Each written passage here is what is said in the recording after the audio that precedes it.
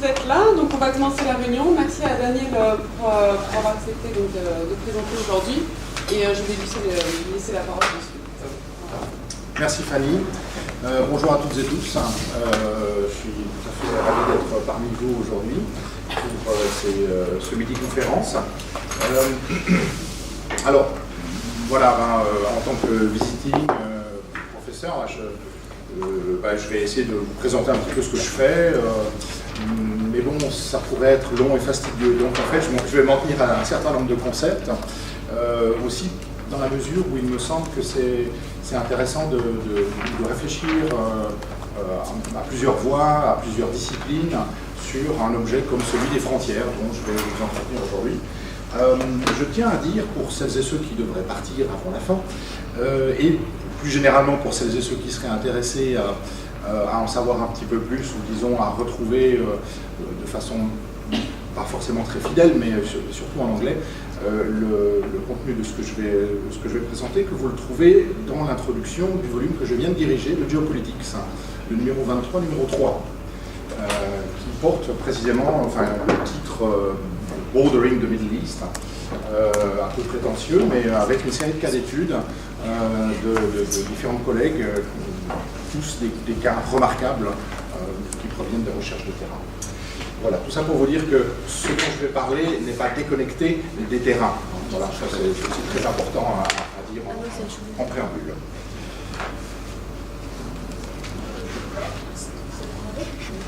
C'est celui-là. Alors, la première chose à dire à propos des frontières, dès qu'on parle du Moyen-Orient, puisque c'est ma région de concentration et c'est là où je travaille et c'est là que j'ai développé un certain nombre de réseaux de connaissances, c'est qu'aujourd'hui, et a fortiori après, je dirais, l'expérience terrible de l'État islamique, on a eu une sorte d'impression de chaos. Il faut bien le dire. Du reste, la revue Outre-Terre, qui n'est pas forcément connue du reste pour faire des grandes conceptualisations, a fait un titre tout à fait suggestif, Chaos Land, qui est vraiment presque vendeur, comme ça on dirait.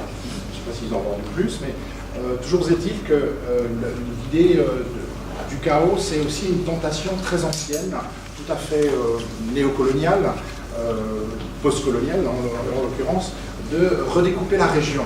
Puisqu'il y a des problèmes et que c'est le chaos, eh bien redécoupons la région pour éviter les problèmes.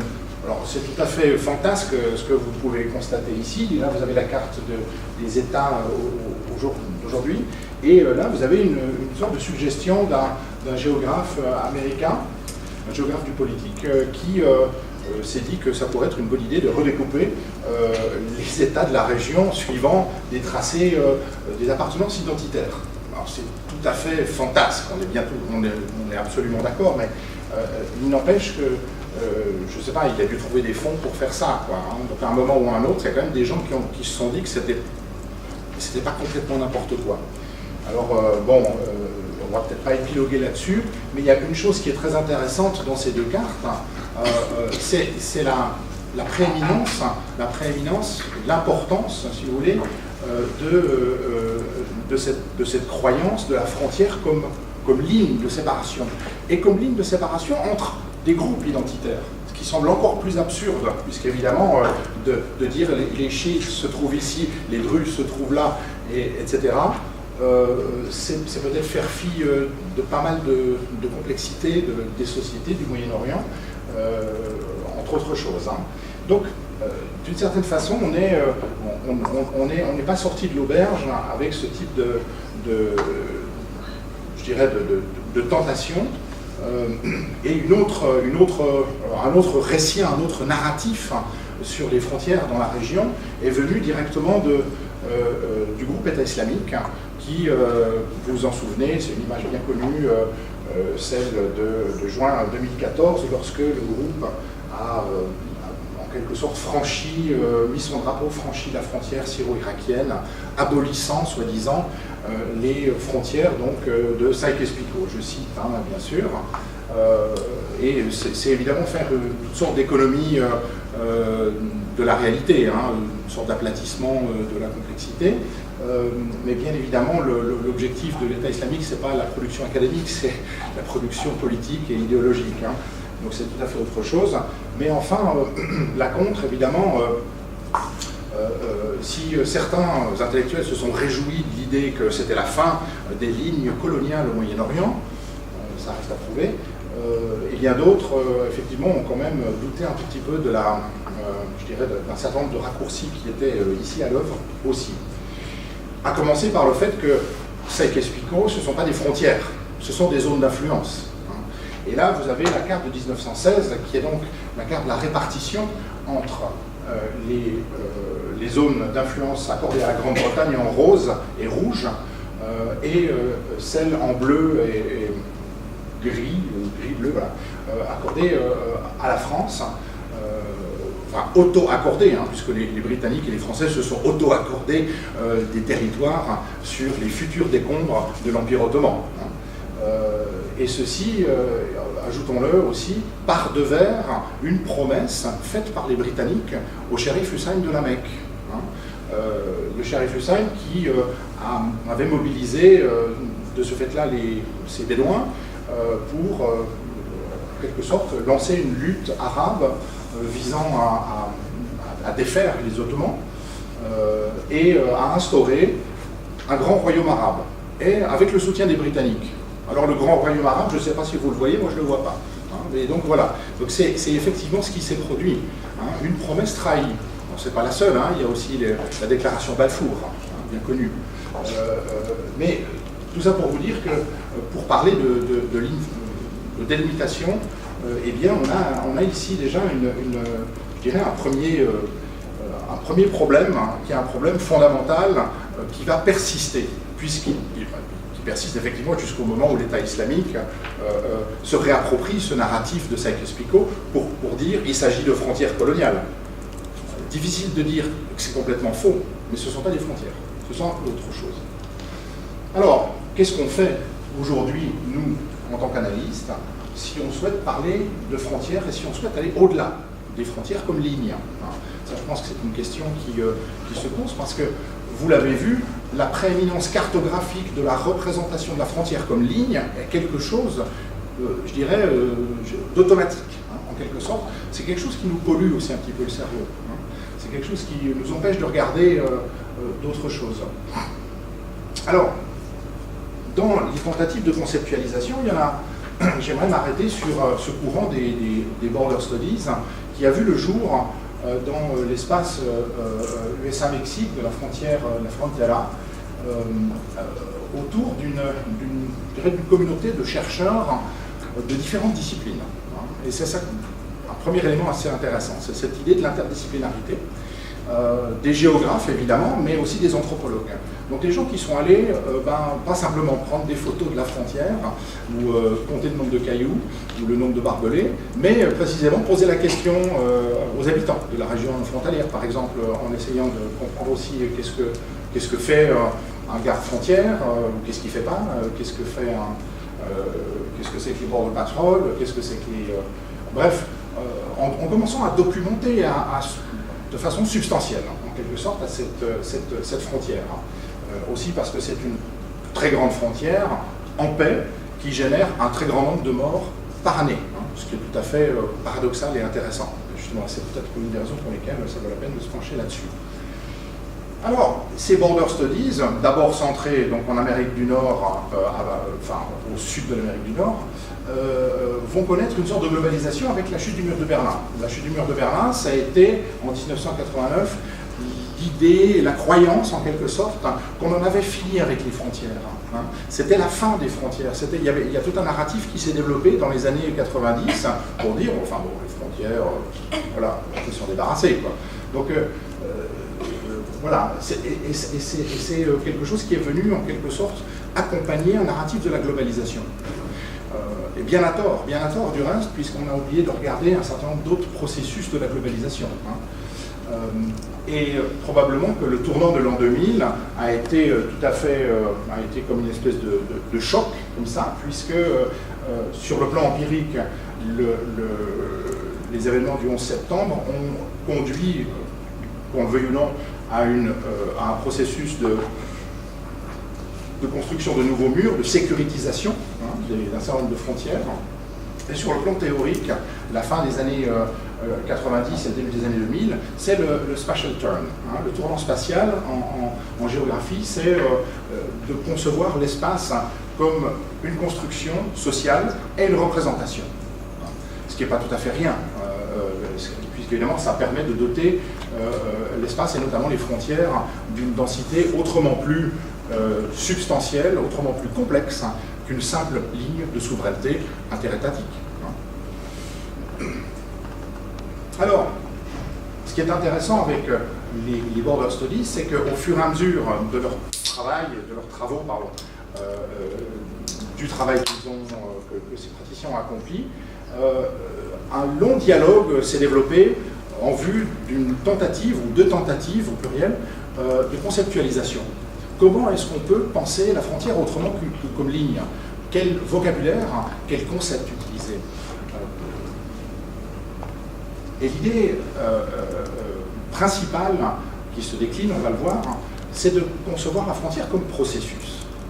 Non pas comme un fait, une donnée, un donné ou simplement une sorte d'inévitabilité, mais bel et bien comme un processus, c'est-à-dire quelque chose de changeant. Il y a quelque chose qui un jour apparaît, peut-être un autre jour disparaît et réapparaît. Tant qu'à faire. Trois composantes de ce processus. Le premier qui est, je dirais, surtout orienté sur la territorialisation, celui du bordering, c'est-à-dire ce qu'on a traduit en français, c'est pas très joli, mais la frontiérisation. C'est un moyen justement d'étendre l'étude des frontières aux espaces environnants, aux régions frontalières notamment, aux acteurs qui composent ces régions frontalières, avec une idée qui est extrêmement intéressante, qui est l'idée de la co-construction de la frontière. La frontière n'est plus simplement quelque chose qui vient d'en haut, ça n'est plus simplement imposé par l'État. Les acteurs qui vivent aux abords de la frontière, fussent-ils des réfugiés du reste, ils contribuent à la définition, à la fabrication de cette frontière, à la perception de cette frontière. Nier l'importance de ces perceptions serait se méprendre sur la nature de cette frontière aussi. Deuxième élément qui est en interaction avec le premier, vous le voyez bien, l'ordonnancement politique, c'est-à-dire ce terme de ordering, qui précisément définit en quelque sorte des normes, des cadres, des lois, un régime politique dans l'espace qui est revendiqué. Alors là, on s'approche un peu plus d'une définition weberienne, si vous voulez. Et en même temps, troisième élément qui va ensemble avec le reste, la question de l'identité, l'identification. Donc, moins l'identité, mais plus l'identification, Brubaker, Lumia, pour ceux qui l'ont lu. C'est cette idée de la dimension relationnelle, qui est consubstantielle de la définition d'une frontière, de la définition d'un territoire et de la souveraineté sur un territoire. Alors vous voyez bien, ces trois composantes du processus qu'est une frontière, en quelque sorte permettent de se demander, permettent d'interroger aujourd'hui, et quand je dis aujourd'hui, c'est aussi parce que qu'est-ce qu'une frontière, ça ne veut rien dire, mais qu'est-ce qu'une frontière aujourd'hui, ça permet de se demander qu'est-ce qu'elle est vraiment dans le cadre, dans le contexte de la mondialisation. Et ça c'est aussi un élément, on va voir que ça a son importance. Mais dans le fond, ça permet de se, si on reprend des cartes du Moyen-Orient non trafiquées, eh bien, on peut adresser trois questions immédiatement. Quel territoire, pour quel pouvoir, et quelle identité dans ces territoires? Et c'est là que ça devient aussi intéressant, c'est que quand on adresse, quand on se dit qu'une frontière n'est pas simplement une ligne, c'est pas simplement le fait que les coloniaux vont venir dessiner des lignes et c'est tout, hein, mais que ça va avoir un certain nombre d'implications. Et ces implications, c'est justement des constructions politiques, c'est aussi des revendications identitaires, c'est un certain nombre d'enjeux qui vont être relevés. Ça permet, je pense, d'avoir un prisme un tout petit peu différent sur ce passage entre une logique d'empire, et là vous avez ce qui restait de l'Empire ottoman à l'intérieur de ce trait brun, le passage de cette logique d'empire à cette logique d'État, entre le début de la Première Guerre mondiale et la fin de la Deuxième Guerre mondiale, où on a des États indépendants. Avec chaque fois, vous avez les dates des indépendances. Alors, c'est évidemment, une fois de plus, je suis en train de vous montrer une carte avec des traits qui sont des frontières. Mais justement, je vais essayer d'en dire un tout petit peu plus, parce que c'est là que ça devient intéressant. C'est que l'imposition de ces frontières, on le subodore. Première chose, c'est pas qu'on subodore, c'est qu'on sait. Personne n'a été consulté. Donc ça, il faut que ce soit absolument clair. Deuxième chose, on le subodore. Un grand nombre de groupes sociaux, sans que ce soit des groupes communautaires tout à fait délimités, mais de groupes sociaux organisés, ont été divisés, ont été en quelque sorte séparés par ces lignes. Et il n'y a quasiment pas une seule de ces frontières où il n'y ait pas eu, par la suite de l'imposition de ces traits, des négociations entre les autorités mandataires, françaises ou envers britanniques, avec les populations locales, pour trouver des modalités de facilitation pour franchir ces frontières. Durant toute la période du mandat, donc depuis 1920, lorsque la SDN octroie les mandats à la France et à la Grande-Bretagne au Moyen-Orient, jusqu'à, grosso modo, la fin de la Deuxième Guerre mondiale, vous avez des négociations sur justement la possibilité de franchir un certain nombre de frontières parce que les communautés humaines, disons, ont été coupées de entre elles, en quelque sorte. Donc voilà. Alors ça c'est une première chose. Peut-être une autre chose qui est intéressante, c'est qu'on assiste de ce fait-là sur le plan identitaire à des espèces d'États Frankenstein. Bon, j'ai inventé cette idée d'État Frankenstein après avoir lu Frankenstein à Bagdad, qui est un roman absolument incroyable de Bouclon. Voilà, justement, Bagdad, enfin l'Irak, c'est l'archétype même d'un État qui tout d'un coup se voit en quelque sorte créé sans que personne à l'intérieur de cet État l'ait voulu. Pour quelle raison il était créé? Voilà, la question, c'est la même question pour la Transjordanie. Eh bien, la réponse est relativement simple, pour les intérêts britanniques. Et les intérêts britanniques, ce sont des intérêts notamment sur la protection de la route des Indes. Et vous observez qu'avec le mandat sur la Palestine, eh bien, vous pouvez débarquer à Haïfa et réembarquer à Abadan sans quitter le territoire britannique. Et c'est un des objectifs, en passant, en évitant de tourner tout autour de l'Afrique, en évitant le canal de Suez, de passer littéralement par voie terrestre, de protéger en quelque sorte cette route des Indes, aussi sur ce segment-là.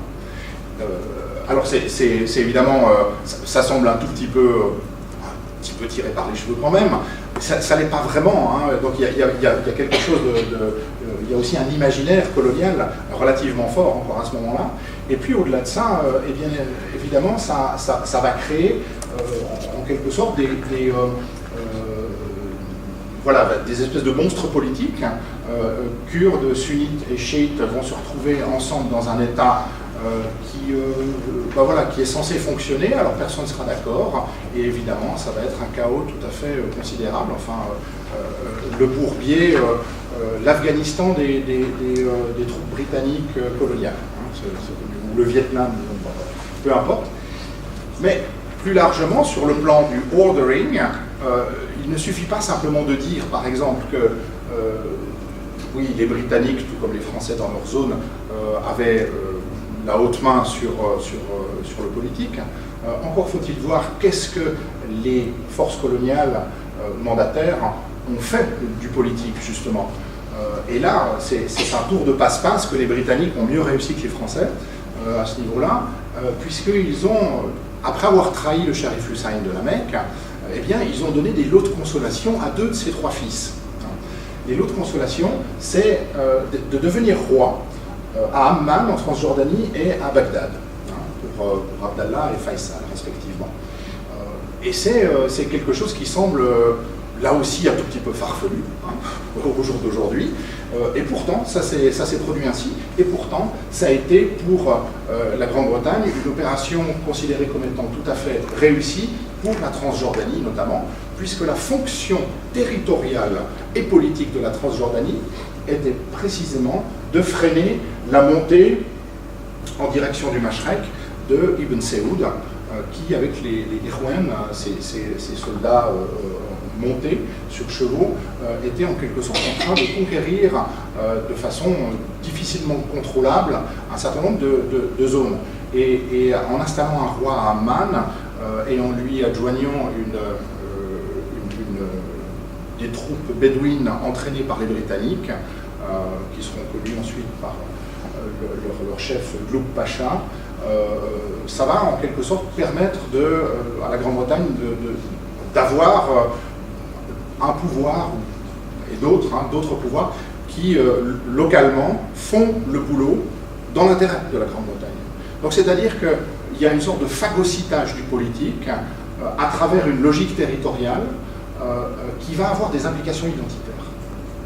Des implications identitaires, puisqu'évidemment, qu'est-ce que l'identité nationale en Jordanie? Voilà, enfin, ça n'existait pas ce territoire avant. Voilà. Et à Amman, il y avait 5000 Bédouins en 1924, quand il est arrivé. Il y a 3 millions de personnes maintenant. Alors évidemment, vous allez me dire, oui, mais enfin, il y a 50% de Palestiniens. Oui, effectivement. Mais alors du coup, qu'est-ce que c'est que l'enjeu de l'identité nationale en Jordanie? Vous le voyez bien, là, on est au cœur d'un problème. Sans parler évidemment de l'Irak, où là, je crois qu'on a compris qu'on a affaire à une somme de problèmes. Et puis la Palestine, où là, évidemment, je ne sais pas si c'est la peine de dire quel désastre on a. Hein. Mais enfin, tout ça pour dire que ces trois notions de bordering, ordering et othering, frontiérisation, ordonnancement politique, identification, permettent d'enrichir en quelque sorte, de façon substantielle, l'idée même de frontière. Ça n'est pas simplement, on ne trace pas simplement une frontière. En traçant une frontière, ou en décidant de tracer une frontière, les implications sont multiples. Et c'est bel et bien de cela qu'il est question, et des implications qui vont, vous le voyez très bien, jusqu'à aujourd'hui. Alors, dans ces vocabulaires conceptuels développés dans les Border Studies, force est de reconnaître d'abord que pendant plusieurs années, je me suis senti seul. Donc dans les colloques, il n'y avait personne qui traitait du Moyen-Orient, donc je les cherchais partout. Voilà. Donc, et je me suis dit, c'est pas parce qu'il n'y a personne il y avait quand même quelques collègues israéliens, mais voilà, ils ne pouvaient pas vraiment parler de beaucoup de choses. Et néanmoins, il y a un langage commun qui s'est développé et que j'ai pu observer dans ces réunions, dans ces revues. Alors la revue géopolitique, c'en est une, mais il y a le Journal of Borderland Studies, par exemple, où vous avez aussi des apports conceptuels qui permettent, je dirais, de pêcher quelques bonnes idées. Mais globalement, il y a 4 concepts qui me semblent dignes d'intérêt et qui méritent d'être un petit peu passés au crible du Moyen-Orient. Parce qu'à un moment donné, se dire, oui, super, il y a des concepts, on va les utiliser, ils fonctionnent bien. Oui, enfin, peut-être essayons de les prendre et puis de voir jusqu'où est-ce qu'ils sont utiles, hein, et comment est-ce qu'ils peuvent être utiles. Alors, la première notion, c'est on l'a dit, la ligne frontière, qui est une espèce de représentation dominante, mais qui est aussi quelque chose qui a à voir avec les systèmes de surveillance, qui donc a à voir avec l'outsourcing sécuritaire, les entreprises de la sécurisation, les agents de la sécurisation, les États qui mandatent et qui privatisent des espaces frontaliers de la sécurisation, notamment. Mais au-delà du fait qu'il désigne évidemment tout cet ensemble, également dans les eaux territoriales, hein, puisque là on a aussi l'émergence et l'explosion de frontières avec les zones territoriales, on a un certain nombre de réserves quand on regarde les choses à partir du Moyen-Orient. Au Moyen-Orient, les lignes frontières, elles sont approximatives. Il faut le dire.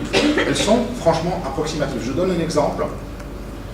lorsque l'armée syrienne s'est retirée du Liban en 2005, le gouvernement de Fouad Saniora a décidé de nommer une commission d'enquête sur la délimitation de la frontière entre le Liban et la Syrie.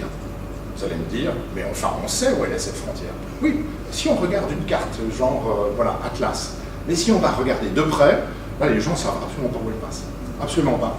Et donc on s'est dit, mais enfin, moi une fois j'ai eu affaire un peu à quelques officiels, puis j'ai levé la main, j'ai dit, oui, mais enfin, pourquoi? Puis il y en a un qui me regarde, qui me dit, mais il est bête celui-là. Et il me dit, mais mon vieux, quand la France était des deux côtés, elle ne s'est vraiment pas donné la peine de préciser où était la délimitation. Et c'est quelque chose qui est tout bête, hein, mais c'est effectivement vrai. C'est qu'à un moment donné, il y a des approximations.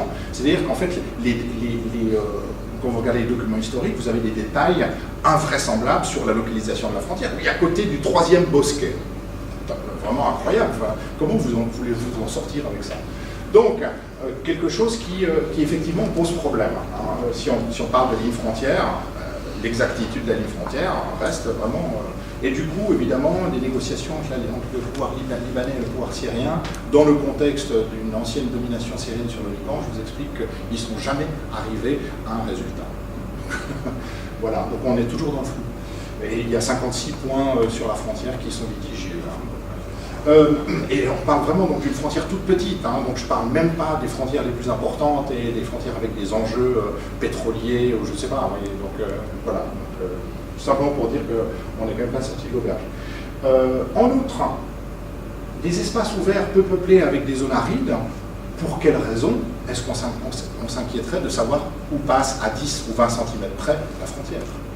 Donc à un moment donné, l'illusion cartographique est aussi une illusion relativement occidentale d'une définition foncièrement territoriale, je dirais invraisemblablement matérialiste, hein, de la frontière, alors que, évidemment, dans les zones arides, ça a même une utilité relativement marginale. Hein.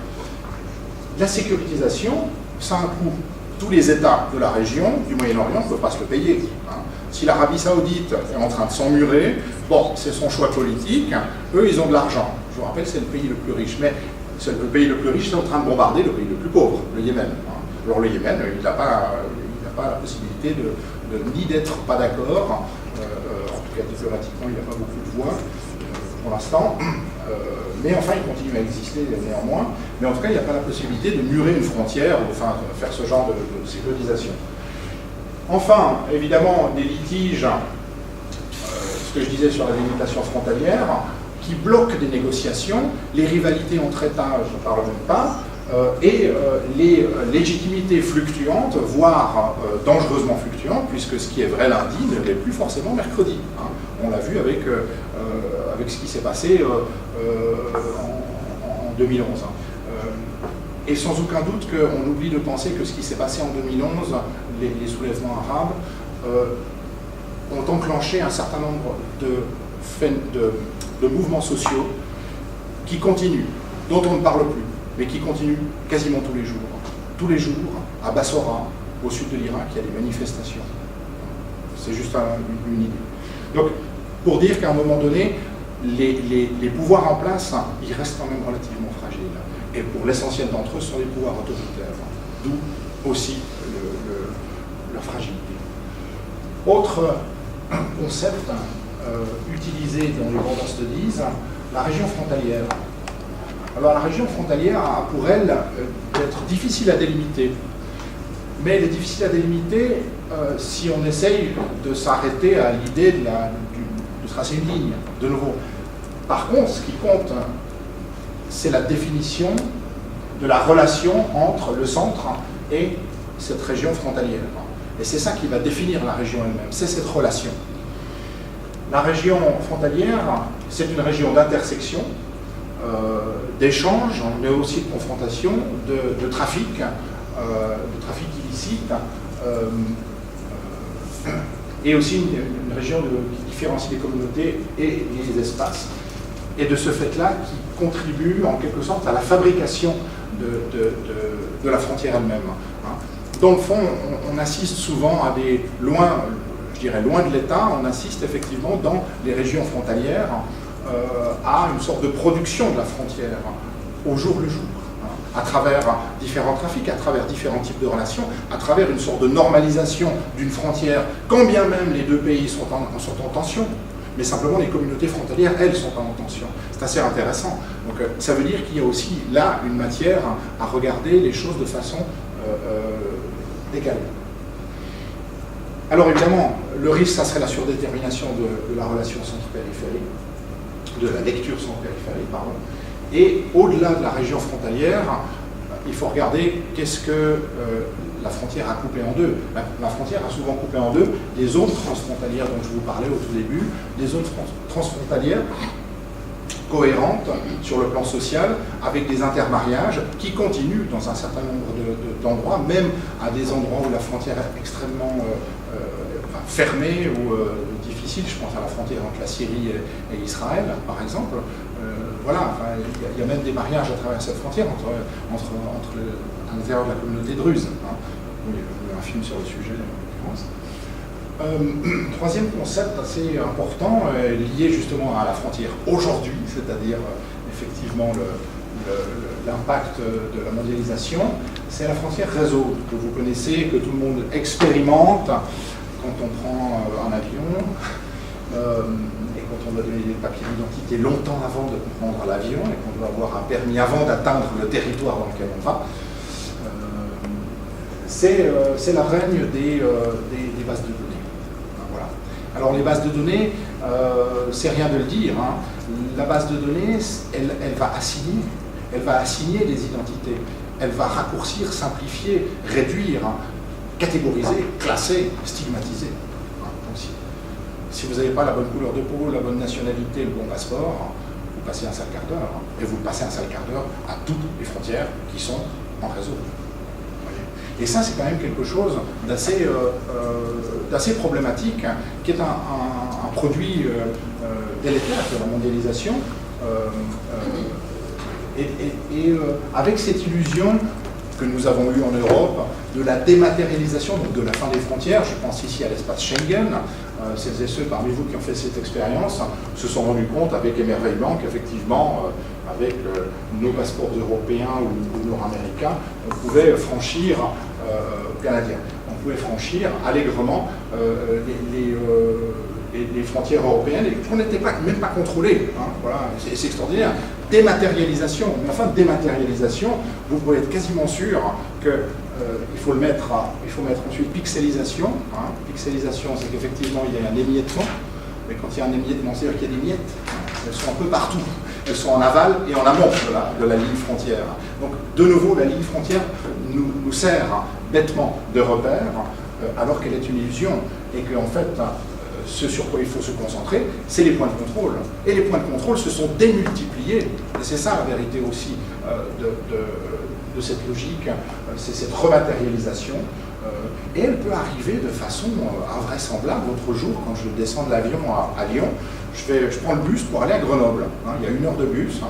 Bon, on monte dans le bus, donc on sort, on passe la douane, j'arrive de Turquie, hein, et on monte dans le bus, très bien.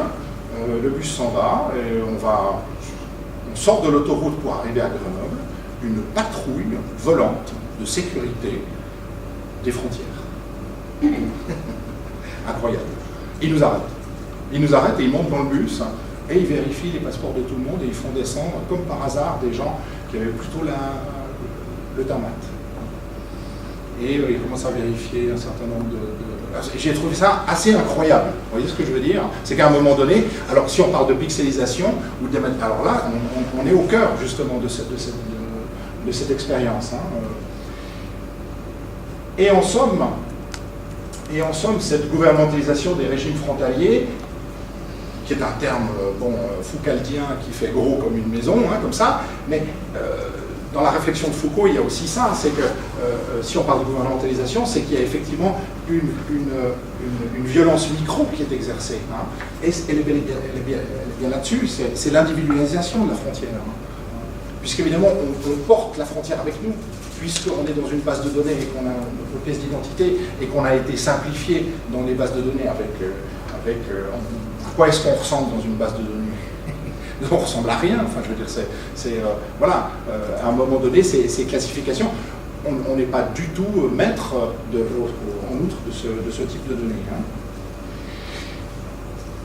Alors, un petit problème au Moyen-Orient avec l'analyse en termes de frontières réseau, c'est qu'un grand nombre d'États, encore aujourd'hui, un grand nombre, disons, une moitié des États arabes, échappent, dans le fond, à ces bases de données. Alors, je ne parle pas des aéroports internationaux, hein, bon, voilà. Mais je parle des territoires frontaliers, des régions frontalières, où, dans le fond, souvent, vous n'avez même pas un ordinateur, quoi. Donc effectivement, là, ça serait abusé que de dire oui, la planète entière est cernée par les bases de données et les frontières réseau. Non, pas tout à fait. Hein. Donc voilà, donc là, je pense qu'il y a quelques limites. Mais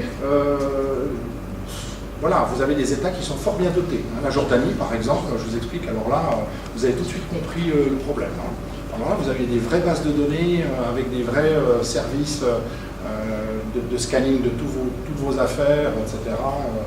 Bon, bref, enfin, j'ai fait quelques expériences intéressantes.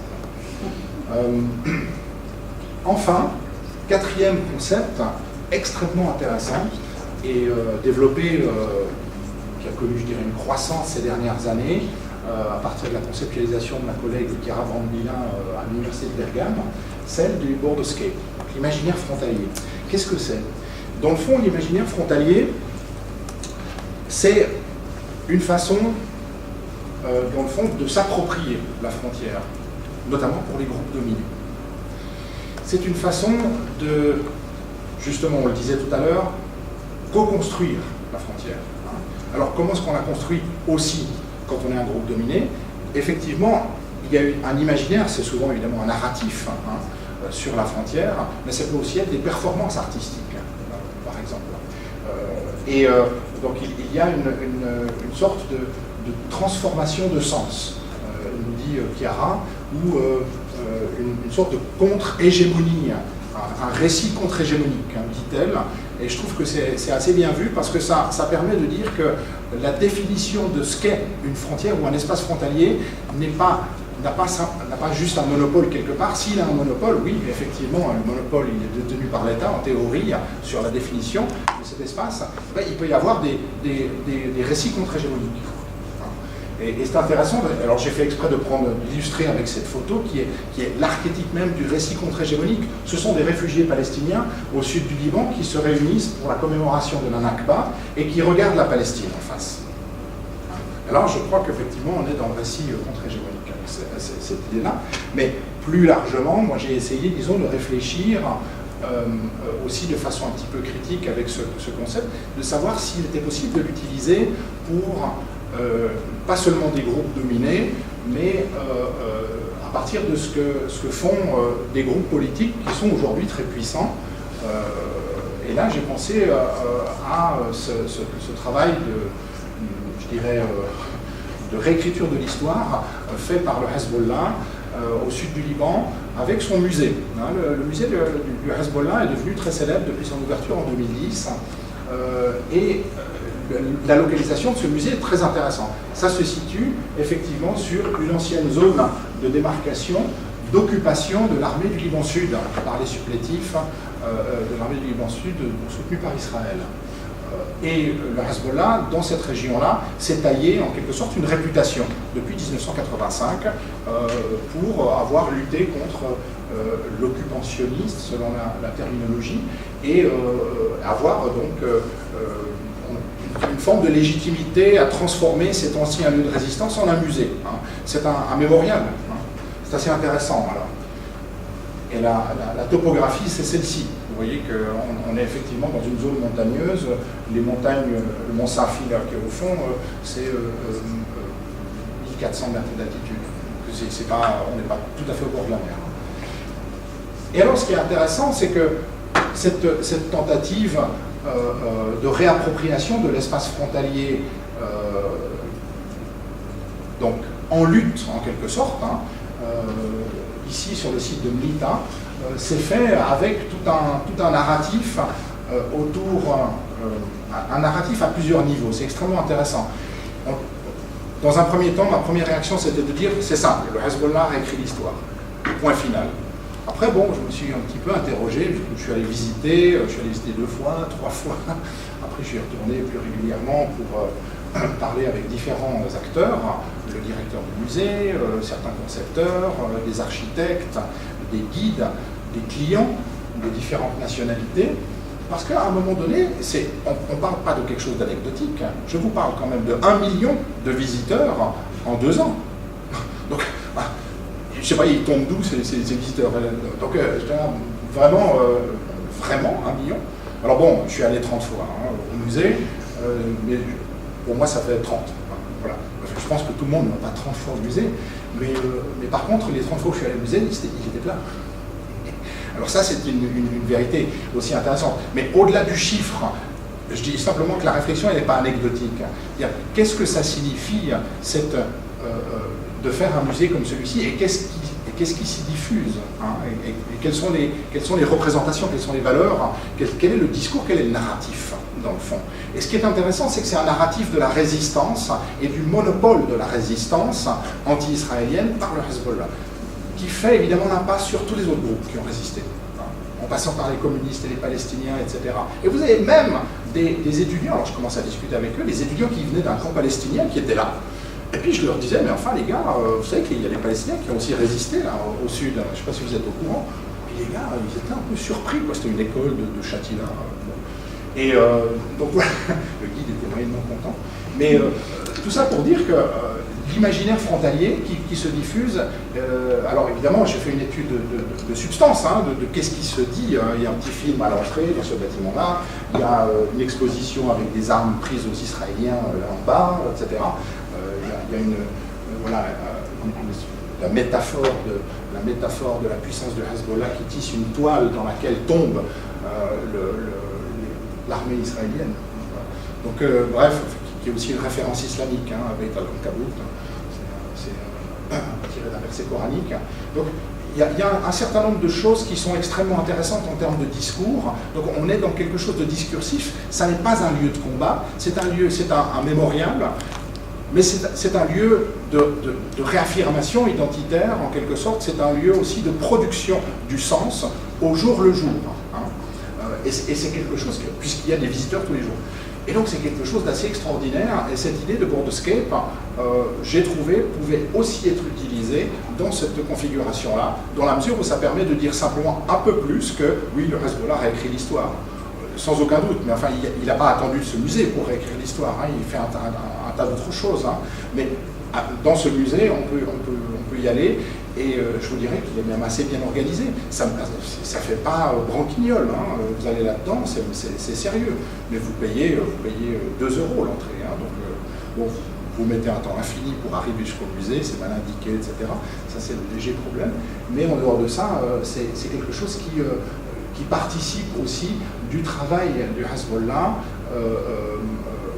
dans son accaparement hégémonique, dans la définition de qui il est et de qu'est-ce qu'est le sud du Liban en tant que zone de confrontation, puisque c'est toujours une zone de confrontation. Ça, je pense que c'est un autre élément consubstantiel de cette question du Boardscape.